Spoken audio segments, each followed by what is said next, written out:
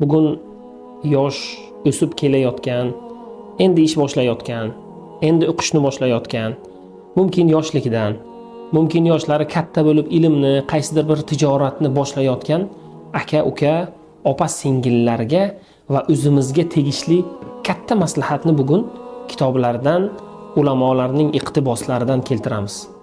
Har bir narsani yangitdan, boshidan, ya'ni noldan boshlashlikka qo'rqmang.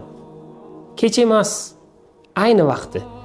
Siz qaysidir narsaga kech qolgan bo'lsangiz, odamlardan orqada qolayotgan bo'lsangiz, albatta siz o'z yo'lingizni topyapsiz.